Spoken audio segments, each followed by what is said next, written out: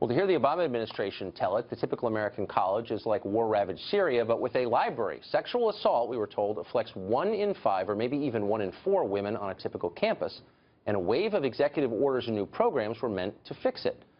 But was there hype involved in those estimates, and were the people accused given due process? Stuart Taylor is a journalist and the co-author of a new book called The Campus Rape Frenzy, The Attack on Due Process at America's Universities, and he joins us now. Stuart, thanks for joining us. Thanks for being with me. me. I have no doubt, obviously, sexual assault occurs on campus, and it's horrifying.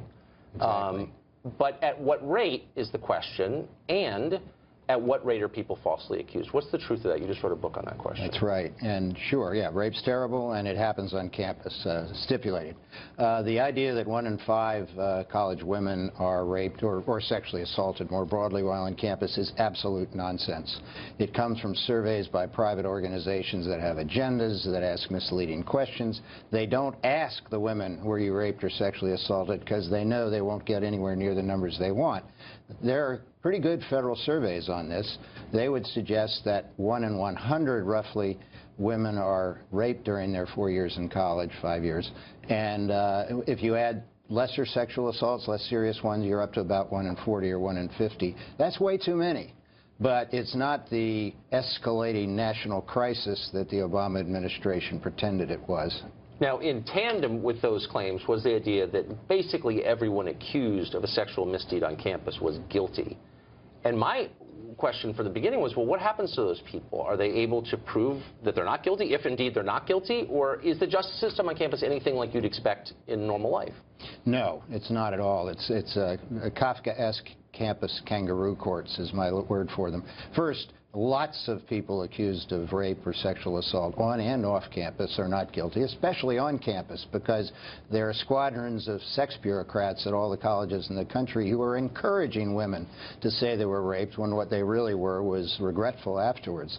So, no, it's not 1 in 5. And the kangaroo courts, the guys are almost presumed guilty, not innocent. They're not allowed to cross-examine their accusers. They're not allowed to see the evidence against them. They're put before impartial, partial panels of feminist ideologues a lot of time. The whole thing is outrageously unfair, and the result is that a number of people, there are about 100 plus who have sued, and there are a lot of those cases that we've seen, and a lot of young men who are almost certainly innocent, or probably innocent, you never know for sure, are being railroaded out of college based on bogus charges. See, what I've never understood is rape is one of the most serious of any possible crimes. Horrifying.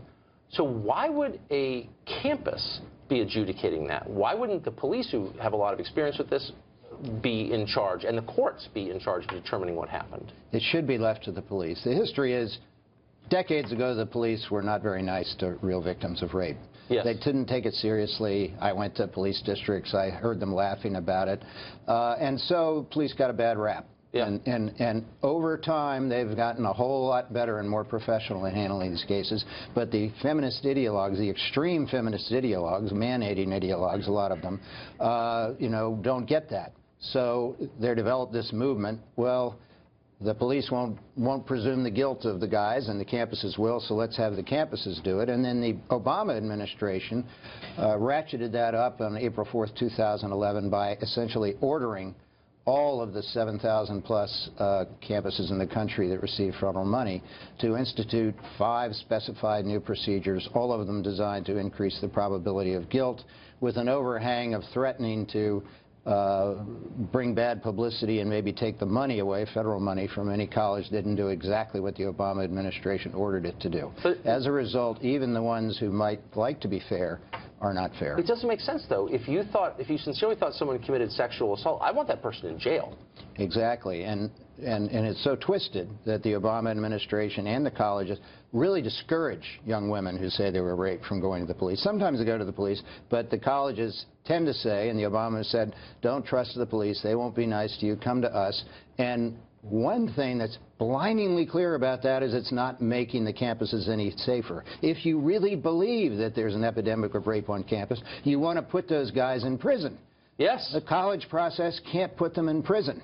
And unless you put it, take them to the cops, which usually the colleges discourage, they'll just go on. If they're real rapists, they'll go on to the next place and keep raping. It's bewildering. I want people who commit sexual assault in jail. I mean, I do too. that's simple. All right. Stuart Taylor, interesting book, Campus Rape Frenzy. Thank you very much. Thank you. Pleasure being with you.